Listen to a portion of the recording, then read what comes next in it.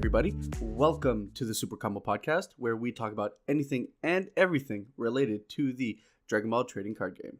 I'm your host, Espira, and it's been a hot minute since the last time I did a podcast. So just to take a second to speak to that, on my end, I'm still trying to figure out what I want to do content-wise. So I've done improvements like upgrade the audio, and I've done some graphic design work to try and set up some stuff for my YouTube. And I'm trying to still figure out where I want to go in terms of content creation. So right now my schedule is a little iffy. I'm not super consistent, but I'm looking to get a hold on that, and soon hopefully I'll be able to get a consistent schedule in terms of release of these podcasts and other stuff I make. So thanks for standing by me all this time, and I look forward to showing you the fruits of my labor by the end of it. So lots has happened since the last time you guys have heard me talk about Dragon Ball. And specifically, we're going to be talking about celebrations. They're finally over, so we're going to talk about how those events went. We're talking about the multicolor cards. During the last celebration at San Diego, we got some previews about what's to come in terms of the multicolor cards in the Unity set. I forgot what the entire thing's called. And finally, we're going to talk about power boosters, because they're kind of pissing me off. But so let's get it started. So a couple of weeks ago, I probably mentioned about how Chicago was going to be the last celebration event, and I had totally forgotten that San Diego was also going to be was also on the schedule. So my apologies for that. I know in terms of the celebration event, I get everything mixed up. I feel like I was also calling it the next one Charlotte as opposed to Chicago. Either way. So there have been 2 celebration events since the last time I talked, and we're going to look at the Chicago one real quick. And if you want a full breakdown of any of the top 16s, I always recommend going to the Eggman. He's got a great video that breaks down every deck and how everything overall performed at the tournament. Highly recommend going to his channel to go see that. So if we jump over to the Chicago, the top 16 breakdown looks like this. We got Vanilla Goku. Ever since its release, it's been there, and I think it's always going to be there. Definitely one of the big pillars of the format at this point. Super Dragon Balls, 25% of the top cut. This deck is very powerful, and it's here to stay. The engine of being able to see your entire deck, being able to put pressure constantly, and then take an extra turn is extremely powerful. So right now, Super Shenron Storm does a lot of that, but really the engine is really flexible, because realistically all you need are your Child's Wishes, you need your Bulmas, and you need Shenron, and that does a lot of the work. Now you're just trying to find pieces, and right now aggressive pieces seem to do the work. And even there's variation, because you got people playing a swap engine with a Bardock and the Gokus. You have people simply playing a bunch of 3-drops, which is the variant that I tested myself, which includes the preface recovery, and you have the yellow Goku that kind of serves as a digging deep. I believe it's source of power. So really, that engine can fit anything you want. So my big issues with Super Shenron is that I think extra turn cards are fine, as long as they're wrapped around the appropriate restrictions. Being on a leader is really powerful, because it makes it extremely accessible and really easy to manipulate. Especially when we're looking at a game like Dragon Ball, where plussing and drawing cards is not really that hard to do. So then it's just making sure to find the right pieces to see if we can fill up our drop and then take the extra turn and push that advantage even further. Because the reality is, even if you don't kill your opponent at your 2 extra turn, you just took 2 turns, you're up on resources, you're up on energy, and you have all the tempo. So now it's up to your opponent to try and recover after having tried to defend and neg a bunch of his hand to protect himself from your onslaught. All in all, it's definitely the second coming of Regular Storm, and I think we're going to see a lot more of it. I personally think Child's Wish is probably the biggest issue, and I always harken this back to Firewall Dragon from Yu-Gi-Oh! For those of you who aren't really in the know, Firewall Dragon was this really oppressive card that recurred a lot of creatures from your graveyard, basically for free if you had the right setup. And the problem is, instead of trying to ban Firewall Dragon, they banned everything around it. So every new ban list where they're taking away combo pieces that interact with Firewall Dragon, when realistically we should maybe be looking at the enabler. And In this case, it's Child's Wish, in my opinion. Child's Wish is always doing something degenerate, and anytime you cheat on energy, so 2 energies to get out of 3 drop, that's usually when we're looking at cards that are dangerous. Now, I don't think we should get rid of Child's Wish. I think there's a lot of great decks out there that make great use of it without totally breaking it. I'm all for an errata that says Child's Wish can only be used once per turn, or something of that effect. I'd rather we don't simply ban the Bulma, due to the fact that I think in isolation Bulma is fine, whereas it's very clear that Child's Wish has a lot in terms of design space that it takes away. Because at this point, Bandai can't print out any insane 3 or lower drops that cost 15 or less simply because they need to play around Child's Wish. And yeah, we can say that, okay, but then they've already printed cards that are 16k, 19k, like Path of Greatness, and can work around this restriction. But when a card becomes so powerful that your entire design philosophy needs to work around it, at that point, I think a card just has too much power. So in my personal opinion, I think Child's Wish is what should be hit. I think not only from a... So it's not only from a power point of view, but also because from a tournament integrity, I think it's really dangerous. Your opponent being able to take 20-minute turns to go through his entire deck, take an extra turn, and then swing at you, and then you, as the opponent, have the onus to make a comeback on that, or to play at a good enough pace that you're actually going to be able to get to your next games if you lose that one, is really, really tough. And I think it's not healthy for the tournament circuit coming soon. And if Bandai doesn't do anything about it soon, it's probably going to have a lot of lashback. That said, there are answers to it. Primarily anything that slows them down or punishes them for doing all the recurring they're doing. Black Mass Saiyan is a great card. Borgos or the Whis that punish them for energy is a really good option too. And in that sense, the new red drop promo Veku that's in the Tournament Pack 6, that Union Fusions for 1, is effectively, it's a 4-drop barrier Borgos, essentially. And that's really good. That makes it really annoying to deal with. The only quote-unquote efficient way that Super Shenron has of dealing with this Veku is actually running some of the new 2 or 3-drop Vegetas themselves, so he can Child's Wish it back to be able to give the Veku minus 10k, which is really clunky for the deck, and it really isn't boarded to be able to beat that. So just be on the lookout for that Veku card. If Super Shenron is going to be a pillar of the meta moving forward, that is going to be a very powerful tech choice to be able to beat them. Now, looking at the rest of top 16, we have Pan, Yellow Broly, Janemba, Vegeta Baby, and Starter Broly. All definite mainstays of the meta. Pan pops up pretty often here and there. Starter Broly always at least shows up a deck. Vegeta Baby is on and off.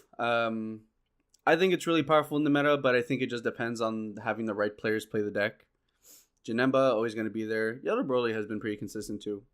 So while we're on Chicago, I just want to give a shout out to Devin Wilkerson, one of our boys from the Stage Zero crew over on Discord, who made it to top 16 with the Pan deck. So congratulations to him. Well done. Way to take it. So that wraps up Chicago. And now let's jump over to San Diego for a quick overview look. So San Diego, we have Vanilla Goku. Like I said, pillar of the format. We're looking at 30% representation in the top 16. And I think there's a lot of factors to that. The deck is very easy to understand. The learning curve isn't insanely high. And also, you're playing with a bunch of cards that are not that difficult to get. We're playing with 10-cent vanillas here. And the biggest components of the deck are the 1-drop Son Goku and the Dragon Balls, the 4-star balls. Once you have those, you can build the deck in so many different ways that I think it's going to be one of the biggest reasons that we're going to see the deck everywhere.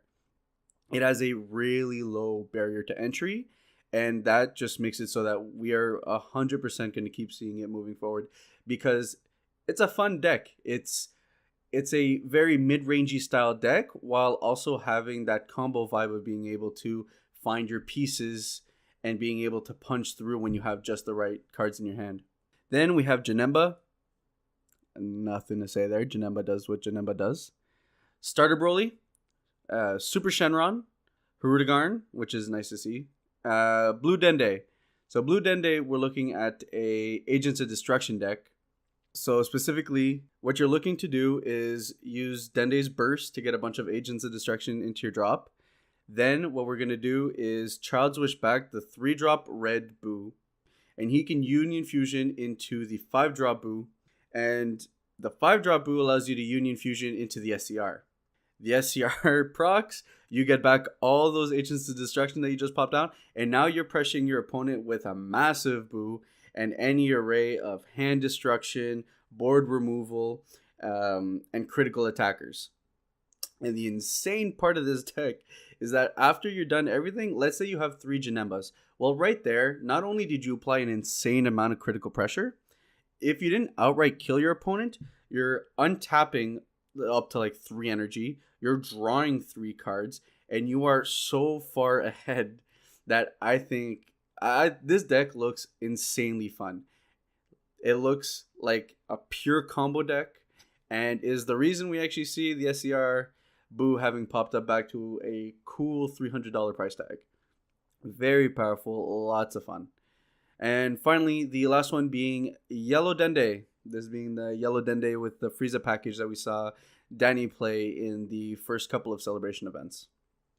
So overall, decently diverse. Vanilliku clearly taking a huge chunk of the meta and being a very popular deck choice. Not that surprised, the Android 8 combo of where you get to combo away your Son Goku and it's basically an onboard Shugesh is insanely powerful if it's an option that you need.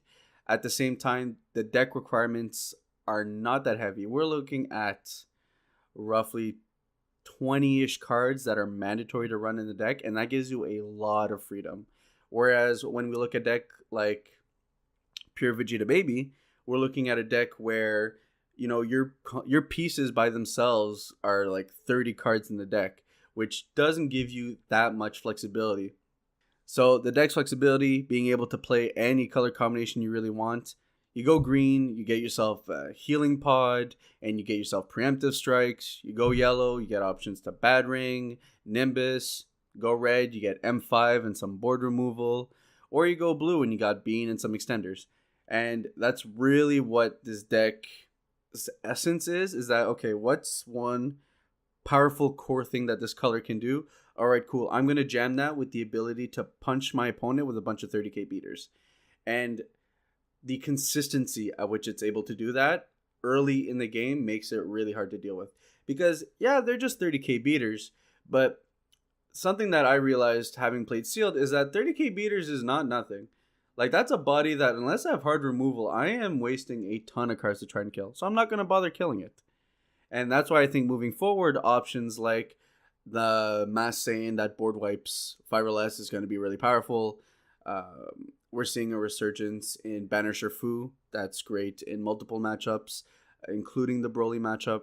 The new promo Vegeta, the 3-cost green one that will cost 1 if your opponent has 2 or more, pop up to the cost of 2.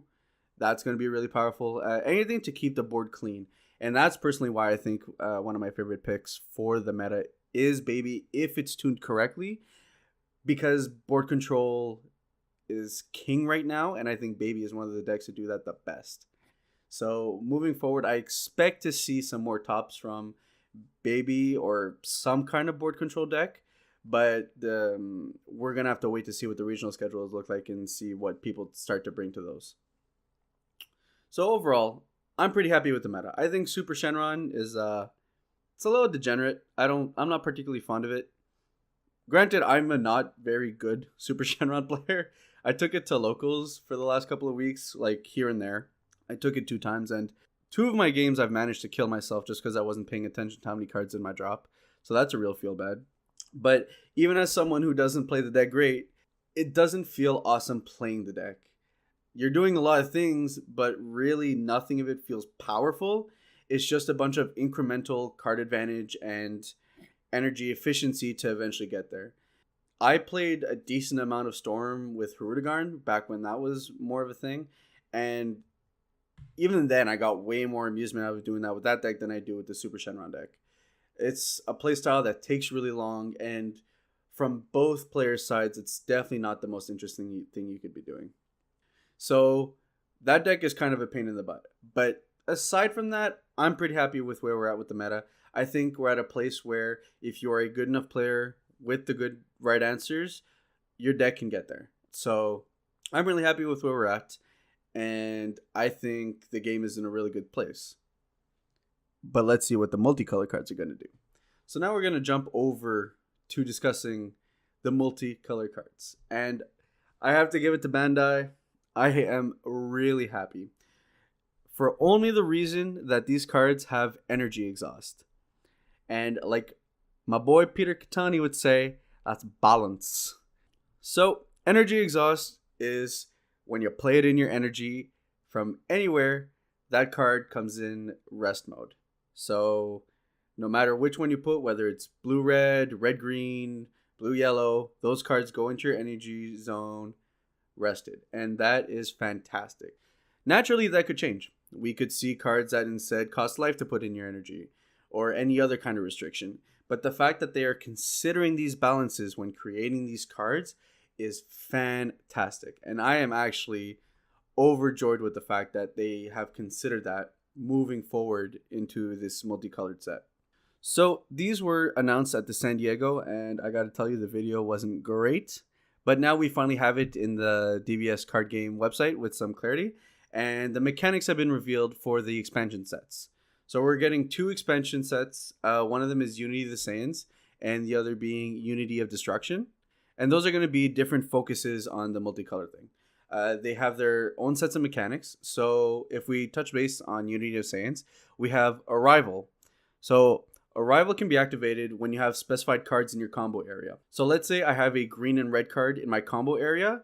Well, then I can activate this green-red Gogeta's ability for 1 red, and that plays them on the board. And this Gogeta is a double striking 20k pops a card.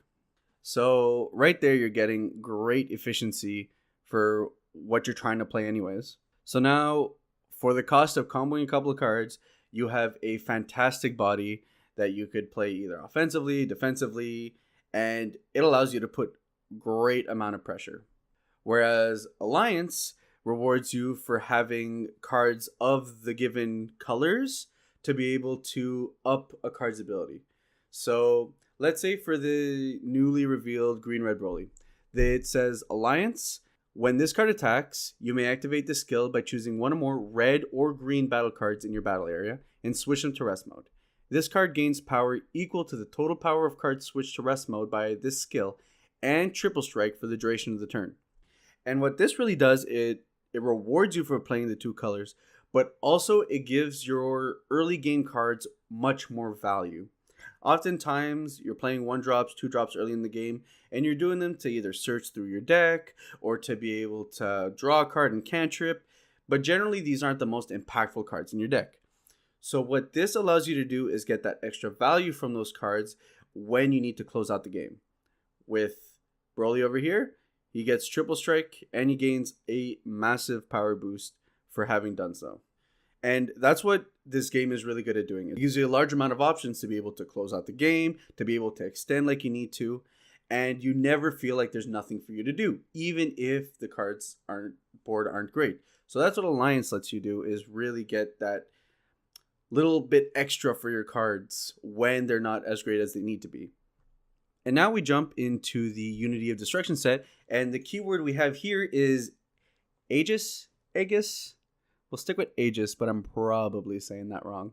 So what Aegis says is it'll have so all these keywords have color requirements. So like when we're talking about Alliance, there's Alliance red-green. So that means you have to tap red or green cards to be able to activate the Alliance ability. Or Arrival red-green. So you need a red and green card in your combo area to have an Arrival of that color. And here with Aegis, we have blue-yellow. For this Janemba Resonant Agent of Destruction, he's a 4-drop blue-blue-yellow. Aegis blue-yellow once per turn. If it's your opponent's turn, you can activate this during your defense step by placing cards in your hand in your drop area that match all colors specified by Aegis. Choose up to 2 of your energy and switch them to active mode. So Aegis gets activated on your defense step and gives you something. In this case, it chooses 2 of your energy and switches them to active mode. And that's really good for this game because one thing that this game has been really good at is pushing the offensive, giving you good reasons to push into your opponent and try and go in for game. But defensively, we've been playing catch up. And I think we've seen that with the sparking negates, which have been great ways to extend our defensive options late in the game. And now we have Aegis that allows you to untap 2 of your energy. So with that energy, that means your extra cards that are available that might be great options. And basically, it's giving other decks that Dimension Magic ability to extend your defensive when your opponent thinks you're out and to really be able to keep on pushing. It's a great ability and probably my favorite out of the ones here. I tend to play controller style decks. I like to play combo, and I think any cards that allow me to be more efficient with my energy and be able to play to what my opponent is doing more often is really powerful. So naturally, anything like Dimension Magic, well, is going to be fantastic for you going into your defensive steps. So just to round out what the rest of the set has, we're looking at a blue-yellow Arrival Bojack, and then we're looking at another Janemba, another Bojack, and in the Saiyans pack, we're also looking at some Broly and Gogeta cards. So obviously, definitely not giving up on the Broly and Gogeta hype train. Soon, I'm hoping that we walk away from it. As much as I love the Gogeta and Broly movie, and I love the cards that we got out of it, I think it's time to explore some other avenues of the Dragon Ball card game and the Dragon Ball universe in general. But regardless, really excited. I think right now it's powerful without being broken. And this is exactly what I was hoping to see moving into multicolored. We haven't seen a leader yet, but I am ready to bet so much that we're going to get a multicolored leader. We've seen cards like the old Gogeta say a red leader and no other color. And if that's not foreshadowing, then I just don't even know what the word means. So, looks good. Very excited for it. Eggman, actually, and Android have done some playtesting with the multicolored cards. I would recommend going to their channels to see how the cards play out because they are 100% viable. And there is some very fun stuff you can do now that we have options to multicolor cards and these great color reward mechanics. And finally, we're going to jump into power boosters. Now, I feel like I've ranted about this before, and I'm going to rant about it now. I am really tired of these power boosters. Why? I think they don't come out at a timely manner. Forcing stores to buy a bunch of old product that's 2 sets behind, if not more, to try and push promos that will probably make or break an archetype is just not okay. I find that we should really be getting these as, pre-release promos. These should be things that make us want to play sealed of the new set. So now we have the Miraculous Revival Power Boosters. And we're looking at things like Piccolo, Oob, all these cards that allow the colored wish leaders to have a much easier time to awaken. And if you're going out of your way to play a colored wish decks, I am going to say that it is almost mandatory for you to be able to get your hands on these power booster cards to be able to awaken efficiently and move on with your game plan. And if you're not playing green, I think, or red. So if you're not playing green or red, that's not too bad. The cards seem to be going down in price significantly because naturally these aren't the most competitive decks in the world. However, I just think it's a really bad way to go about it, and it doesn't show great respect to the player base, in my opinion.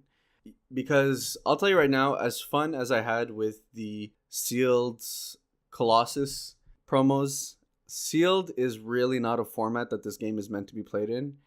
And Miraculous Revival, you're not guaranteed to have 7 Dragon Balls with your 6 packs.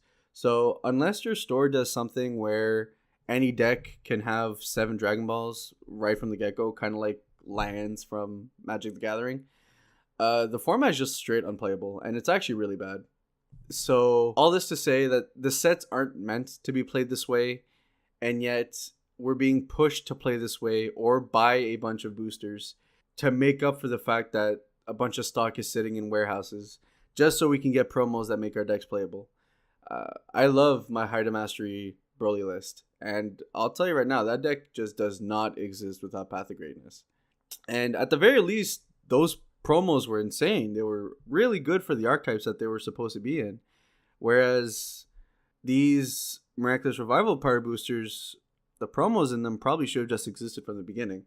And now we have an announcement that the World Martial Arts Tournament is going to have Power Booster promos. For those of you who are not in the know, you can get a booster box of World Martial Arts Tournament for like $30. The stores that are going to have to pay for these are going to have to pay full price for boxes, and will have to sell the packs at full price for you to even get these boosters.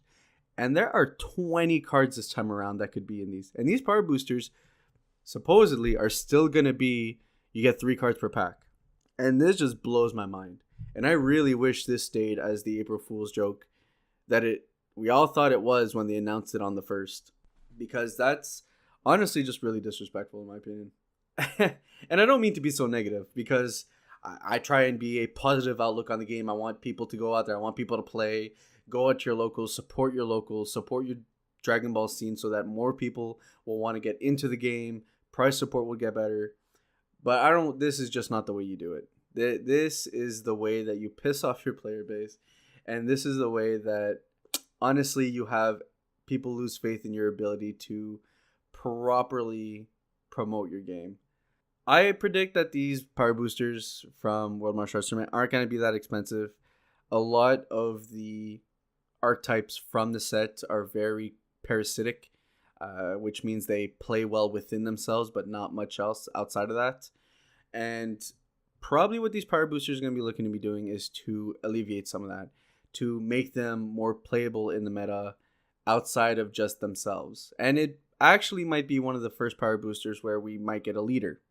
With that said, though, I'm actually very pessimistic about this. I do not want to start seeing these 2 to 3 set old power booster sealed tournaments being the norm once they've caught up with whatever set we're at, because it's just not a healthy way to grow the game moving forward. And I honestly do not see myself buying old sealed product when I already have the cards I need.